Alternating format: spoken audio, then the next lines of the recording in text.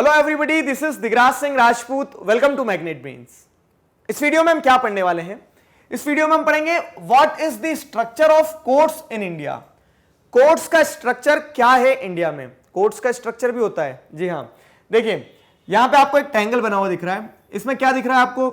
Supreme court, high court और lower court. अभी मैं आपको जब भी किसी भी चीज को ट्रायंगुलर वे में एक्सप्लेन किया जाता है तो उसको समझने का तरीका बताता हूं कि जो नीचे वाली चीजें होती है, जैसे लोअर कोर्ट है, नीचे है, तो लोअर कोर्ट क्या है? मतलब ये सबसे लोअर लेवल पे लोअर कोर्ट भी लिखा है, खैर तो नीचे ही है वो। और उसके बाद में क्या है, ये नंबर में सबसे ज्यादा है। फिर क्या है, हाई कोर्ट, तो वो लोअर कोर्ट से ऊपर होंगे लेकिन उनका नंबर जो होगा, तो जैसे ट्रायंगल ऊपर कम होता चलेगा ना, तो हाई कोर्ट का नंबर कम है, ठीक है, क्वांटिटी में कम है और वो पोजीशन में ऊपर है। फिर सुप्रीम कोर्ट, तो सुप्रीम कोर्ट के सबसे कम नंबर होंगे। सबसे कम क्या नंबर होंगे? एक ही सुप्रीम कोर्ट है हमारे देश में और वो हाईएस्ट लेवल ऑफ कोर्ट होता है, ठीक है। तो ये कोर्ट्स का स्ट्रक्चर होता है, इसे हम इस वीडियो लेक्चर में पढ़ने वाले हैं। पिछले वीडियो में मैंने आपको क्या बताया था कि why we require an independent judicial system, ठीक है। हमें इंडिपेंडेंट जुडिशियल सिस्टम की कितनी ज्यादा जरूरत होती है वो मैंने आपको बताया था। कैसे इंडिपेंडेंस इंश्योर की जा सकती है वो भी मैंने आपको बताया था, ठीक है। सो वो सारी चीजें हमने पिछले वीडियो में पढ़ी थी। अभी क्या देखेंगे हम?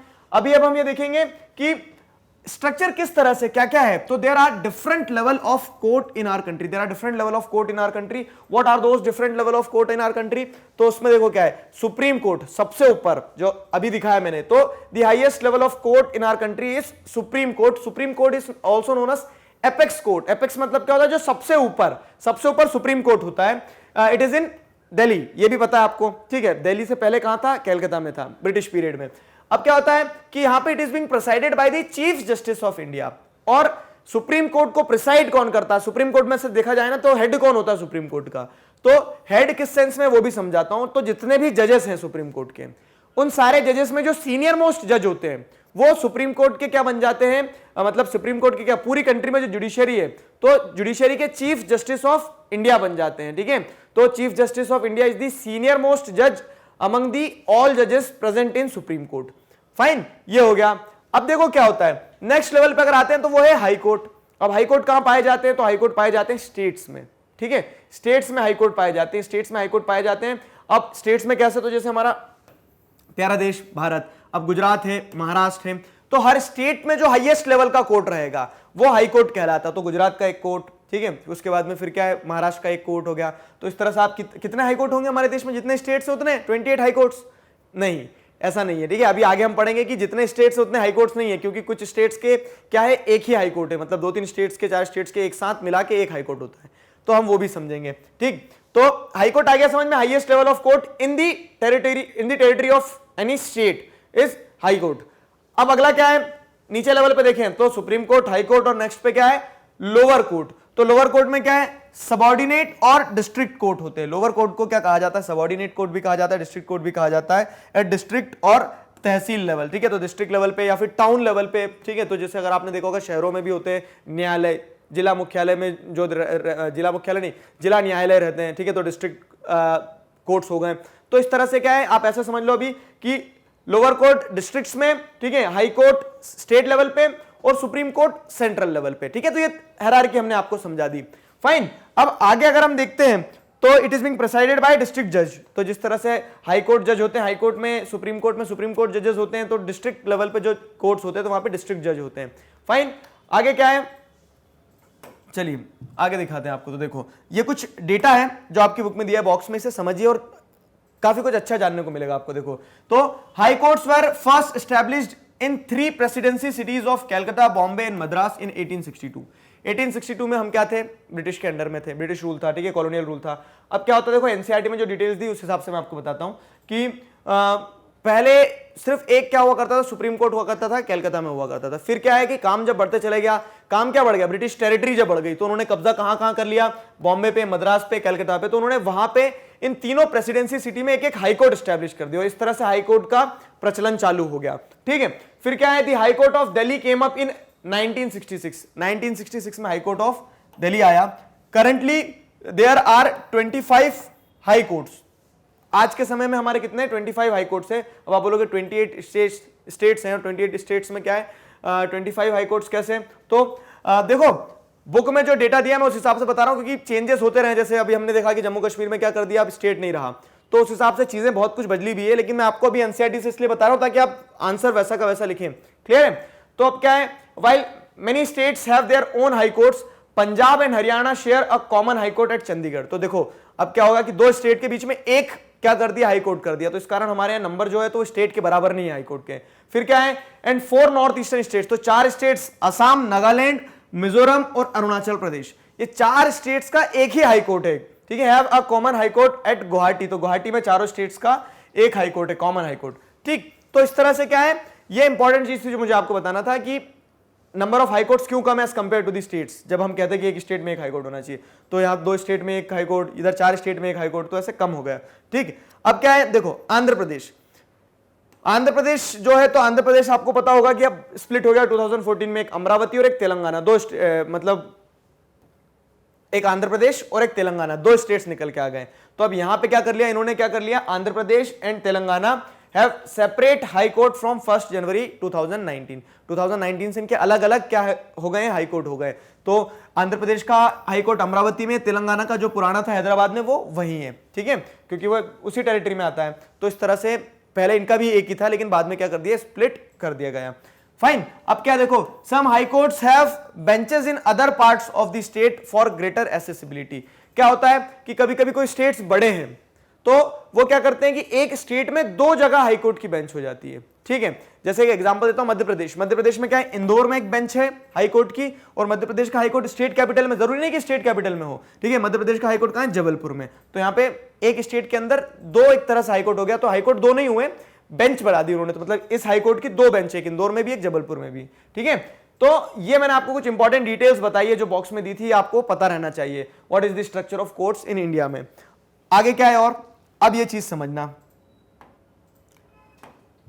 ठीक है, तो देखो ये सुंदर सा पटना हाई कोर्ट है, ठीक है, कर्नाटक हाई कोर्ट है। तो इनकी बिल्डिंग्स कितनी सुंदर है, क्योंकि बहुत सारे हाई कोर्ट्स अधिकतर प्री ब्रिटिश टाइम में, प्री इंडिपेंडेंस टाइम में बने हैं, तो उस कारण से काफी पैसा खर्च किया गया उस पर। कह सकते हैं ब्रिटिशर्स का तो पैसा था नहीं, वो तो इंडिया से लेते थे और उन्होंने सोचा यही रहना, हमारे ऑफिसर रहेंगे तो यही अच्छा बना दो। ठीक है, आगे क्या है देखिए, are these court connected with each other. अब सवाल ये आता, आपने ट्राइंगल तो बना दिया ऐसा, ठीक है, ट्राइंगल में भी बता दिया हायरार्की कौन सी, सुप्रीम कोर्ट है, हाई कोर्ट है और लोकल कोर्ट है। अब देखो क्या है, लोअर कोर्ट है। अब आपको यहाँ पे ये समझना कि क्या ये तीनों कोर्ट्स आपस में जुड़े हुए हैं, तो आप बोलोगे हाँ जुड़े हुए हैं, कैसे, कि एक ही ट्राइंगल के अंदर है, ऐसे जुड़े हुए नहीं है। ठीक है, yes we are having an integrated judicial system. अब ये इंटीग्रेटेड जुडिशियल सिस्टम क्या है, तो हमारे यहाँ एक एपिलेट सिस्टम होता है। Appellate system help us to understand the integrated judicial system of judiciary. Judiciary का जो इंटीग्रेटेड नेचर है, अगर उसे समझना है तो उसे समझने के लिए आपको एपिलेट सिस्टम समझना होगा। एपिलेट सिस्टम क्या होता है कि आप अपील कर सकते हो, ठीक है, और इसी कारण से हम कहते हैं कि इंटीग्रेटेड जुडिशरी है। समझाऊं, देखो मतलब आपने अगर क्या है कि डिस्ट्रिक्ट कोर्ट में आपको कोई जजमेंट सुनाया गया है, ट्रायल कोर्ट जो होता है, तो वहां पे आपको बोल दिया कि आप मुजरिम हो, ठीक है, आपको सजा सुना दी है, तो अब आप क्या करोगे, आप बोल दोगे कि हम हायर कोर्ट के पास जाएंगे। क्यों? क्योंकि हमें आपके निर्णय पे विश्वास नहीं हो, हमें ऐसा लगता है कि आपने सही तरीके से जजमेंट नहीं दिए। तो आप लोअर कोर्ट से कहां चले गए, हायर कोर्ट में चले गए। ठीक है, अब क्या होता है कि हाई कोर्ट ने आपको बोल दिया कि नहीं आप तो बिल्कुल भोले से हो, आपने तो कोई गुनाह किया नहीं है, तो आप जो आपके अपोनेंट थे तो उन्होंने बोल दिया कि नहीं इन्होंने गलत जजमेंट सुनाई है हाई कोर्ट ने, इस इंसान ने जुर्म किया है, वो सुप्रीम कोर्ट चले जाएगा।